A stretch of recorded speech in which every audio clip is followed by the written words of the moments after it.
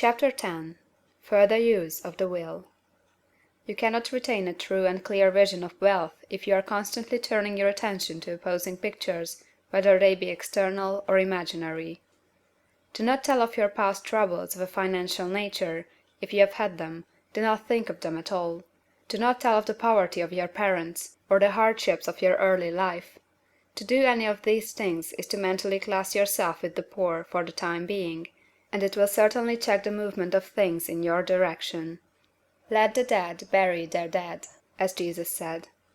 Put poverty and all things that pertain to poverty completely behind you. You have accepted a certain theory of the universe as being correct, and are resting all your hopes of happiness on its being correct. And what can you gain by giving heed to conflicting theories? Do not read religious books which tell you that the world is soon coming to an end. And do not read the writing of muckrakers and pessimistic philosophers who tell you that it is going to the devil. The world is not going to the devil, it is going to God. It is wonderful becoming. True, there may be a good many things in existing conditions which are disagreeable, but what is the use of studying them when they are certainly passing away, and when the study of them only tends to check their passing and keep them with us? Why give time and attention to things which are being removed by evolutionary growth, when you can hasten their removal only by promoting the evolutionary growth as far as your part of it goes? No matter how horrible in seeming may be the conditions in certain countries, sections, or places, you waste your time and destroy your own chances by considering them. You should interest yourself in the world's becoming rich. Think of the riches the world is coming into, instead of the poverty it is growing out of. And bear in mind that the only way in which you can assist the world in growing rich is by growing rich yourself through the creative method, not the competitive one. Give your attention wholly to the riches. Ignore poverty. Whenever you think or speak of those who are poor, think and speak of them as those who are becoming rich, as those who are to be congratulated rather than pitied. Then they and others will catch the inspiration and begin to search for the way out.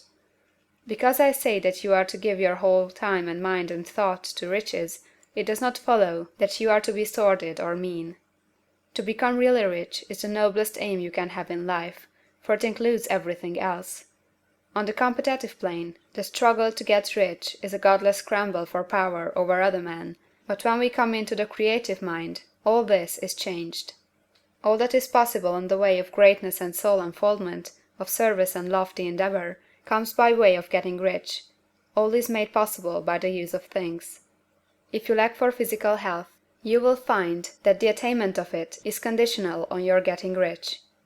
Only those who are emancipated from financial worry and who have the means to live a carefree existence and follow hygienic practices can have and retain health. Moral and spiritual greatness is possible only to those who are above the competitive battle of existence, and only those who are becoming rich on the plane of creative thought are free from the degrading influences of competition.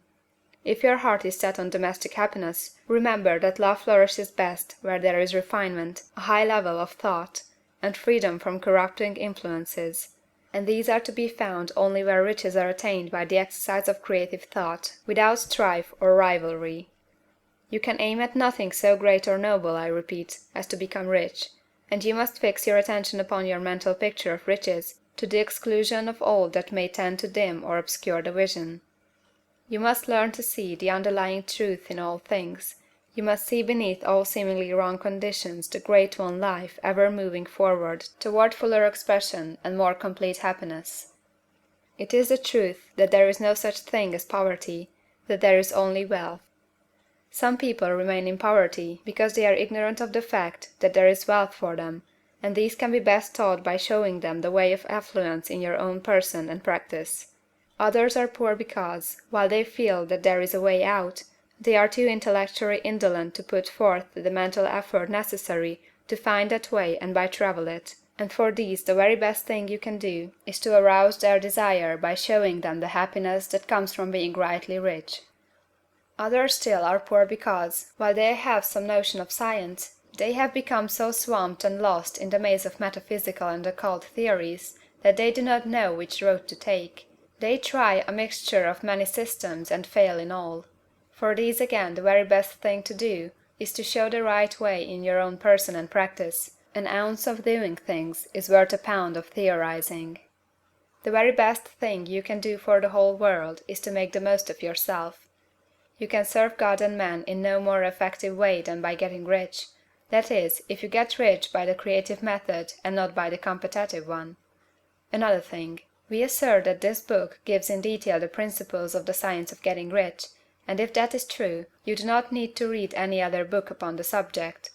This may sound narrow and egoistical, but consider, there is no more scientific method of computation in mathematics than by addition, subtraction, multiplication, and division. No other method is possible. There can be but one shortest distance between 2 points. There is only one way to think scientifically, and that is to think in the way that leads to the most direct and simple route to the goal. No man has yet formulated a briefer or less complex system than the one set forth herein. It has been stripped of all non-essentials. When you commence on this, lay all others aside. Put them out of your mind altogether. Read this book every day, keep it with you, commit it to memory, and do not think about other systems and theories. If you do, you will begin to have doubts, and to be uncertain and wavering in your thought, and then you will begin to make failures. After you have made good and become rich, you may study other systems as much as you please, but until you are quite sure that you have gained what you want, do not read anything on this line but this book, unless it be the authors mentioned in the preface. And read only the most optimistic comments on the world's news, those in harmony with your picture. Also, postpone your investigations into the occult. Do not dabble in theosophy, spiritualism, or kindred studies. It is very likely that the dead still live, and are near, but if they are, let them alone. Mind your own business. Wherever the spirits of the dead may be, they have their own work to do, and their own problems to solve, and we have no right to interfere with them. We cannot help them, and it is very doubtful whether they can help us, or whether we have any right to trespass upon their time if they can. Let the dead and the hereafter alone, and solve your own problem, get rich. If you begin to mix with the occult, you will start mental cross-currents which will surely bring your hopes to shipwreck. Now, this and the preceding chapters have brought us to the following statement of the basic facts. There is a thinking stuff from which all things are made, and which, in its original state, permeates, penetrates, and fills the interspaces of the universe. A thought in this substance produces the thing that is imaged by the thought. Man can form things in his thought, and, by impressing his thought upon formless substance, can cause the thing he thinks about to be created. In order to do this, man must pass from the competitive to the creative mind.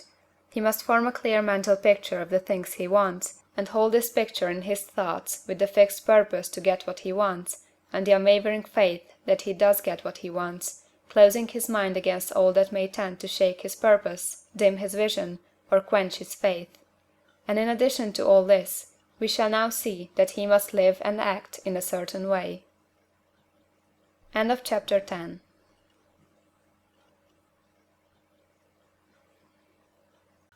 Chapter 11. Acting in a certain way. Thought is the creative power, or the impelling force which causes the creative power to act. Thinking in a certain way will bring riches to you, but you must not rely upon thought alone, paying no attention to personal action. That is the rock upon which many otherwise scientific metaphysical thinkers meet shipwreck, the failure to connect thought with personal action. We have not yet reached the stage of development, even supposing such a stage to be possible, in which man can create directly from formless substance without nature's processes or the work of human hands. Man must not only think, but his personal action must supplement his thought. By thought, you can cause the gold in the hearts of the mountains to be impelled toward you, but it will not mine itself, refine itself, coin itself into double eagles, and come rolling along the roads seeking its way into your pocket. Under the impelling power of the Supreme Spirit, man's affairs will be so ordered that some one will be led to mine the gold for you. Other men's business transactions will be so directed that the gold will be brought toward you, and you must so arrange your own business affairs that you may be able to receive it when it comes to you. Your thought makes all things, animate and inanimate, Work to bring you what you want. But your personal activity must be such that you can rightly receive what you want when it reaches you. You are not to take it as charity, nor to steal it. You must give every man more in use value than he gives you in cash value. The scientific use of thought consists in forming a clear and distinct mental image of what you want, in holding fast to the purpose to get what you want, and in realizing with grateful faith that you do get what you want. Do not try to project your thought in any mysterious or occult way, with the idea of having it go out and do things for you. That is wasted effort, and will weaken your power to think with sanity. The action of thought in getting rich is fully explained in the preceding chapters. Your faith and purpose positively impress your vision upon formless substance, which has the same desire for more life that you have, and this vision, received from you, sets all the creative forces at work in and through their regular channels of action, but directed toward you. It is not your part to guide or supervise the creative process. All you have to do with that is to retain your vision, stick to your purpose, and maintain your faith and gratitude. But you must act in a certain way, so that you can appropriate what is yours when it comes to you, so that you can meet the things you have in your picture, and put them in their proper places as they arrive. You can really see the truth of this. When things reach you, they will be in the hands of other men, who will ask an equivalent for them. And you can only get what is yours by giving the other man what is his. Your pocketbook is not going to be transformed into a Fortunatus purse, which shall be always full of money without effort on your part. This is a crucial point in the science of getting rich. Right here, when thought and personal action must be combined, there are very many people who, consciously or unconsciously, set the creative forces in action by the strength and persistence of their desires, but who remain poor because they do not provide for the reception of the thing they want when it comes. By thought, the thing you want is brought to you. By action, you receive it. Whatever your action is to be, it is evident that you must act now. You cannot act in the past, and it is essential to the clearness of your mental vision that you dismiss the past from your mind. You cannot act in the future, for the future is not here yet. And you cannot tell how you will want to act in any future contingency until that contingency has arrived. Because you are not in the right business or the right environment now, do not think that you must postpone action until you get into the right business or environment. And do not spend time in the present taking thought as to the best course in possible future emergencies. Have faith in your ability to meet any emergency when it arrives. If you act in the present with your mind on the future, your present action will be with a divided mind and will not be effective. Put your whole mind into present action. Do not give your creative impulse to original substance, and then sit down and wait for results. If you do, you will never get them. Act now. There is never any time but now, and there never will be any time but now. If you are ever to begin to make ready for the reception of what you want, you must begin now. And your action, whatever it is, must most likely be in your present business or employment, and must be upon the persons and things in your present environment. You cannot act where you are not, you cannot act where you have been, and you cannot act where you are going to be. You can act only where you are. Do not bother as to whether yesterday's work was well done or ill done. Do today's work well. Do not try to do tomorrow's work now. There will be plenty of time to do that when you get to it. Do not try, by occult or mystical means, to act on people or things that are out of your reach. Do not wait for a change of environment before you act. Get a change of environment by action. You can so act upon the environment in which you are now as to cause yourself to be transferred to a better environment. Hold with faith and purpose the vision of yourself in the better environment, but act upon your present environment with all your heart, and with all your strength, and with all your mind.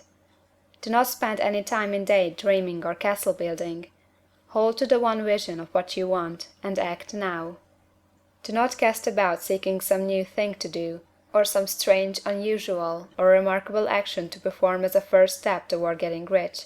It is probable that your actions, at least for some time to come, will be those you have been performing for some time past. But you are to begin now to perform these actions in a certain way, which will surely make you rich. If you are engaged in some business, and feel that it is not the right one for you, Do not wait until you get into the right business before you begin to act. Do not feel discouraged, or sit down and lament because you are misplaced. No man was ever so misplaced but that he could not find the right place, and no man ever became so involved in the wrong business but that he could get into the right business. Hold the vision of yourself in the right business, with the purpose to get into it, and the faith that you will get into it, and are getting into it. But act in your present business. Use your present business as the means of getting a better one, and use your present environment as the means of getting into a better one. Your vision of the right business, if held with faith and purpose, will cause the Supreme to move the right business toward you, and your action, if performed in the certain way, will cause you to move toward the business. If you are an employee, or wage earner, and feel that you must change places in order to get what you want, do not project your thought into space and rely upon it to get you another job. It will probably fail to do so. Hold the vision of yourself in the job you want, while you act with faith and purpose on the job you have, and you will certainly get the job you want. Your vision and faith will set the creative force in motion to bring it toward you, and your action will cause the forces in your own environment to move you toward the place you want. In closing this chapter, we will add another statement to our syllabus. There is a thinking stuff from which all things are made, and which, in its original state, permeates, penetrates, and fills the interspaces of the universe. A thought, in this substance, produces the thing that is imaged by the thought. Man can form things in his thought, and, by impressing his thought upon formless substance, can cause the thing he thinks about to be created. In order to do this, man must pass from the competitive to the creative mind. He must form a clear mental picture of the thing he wants, and hold this picture in his thoughts, with the fixed purpose to get what he wants, and the unwavering faith that he does get what he wants, closing his mind to all that may tend to shake his purpose, dim his vision, or quench his faith. That he may receive what he wants when it comes, man must act now upon the people and things in his present environment. End of chapter 11.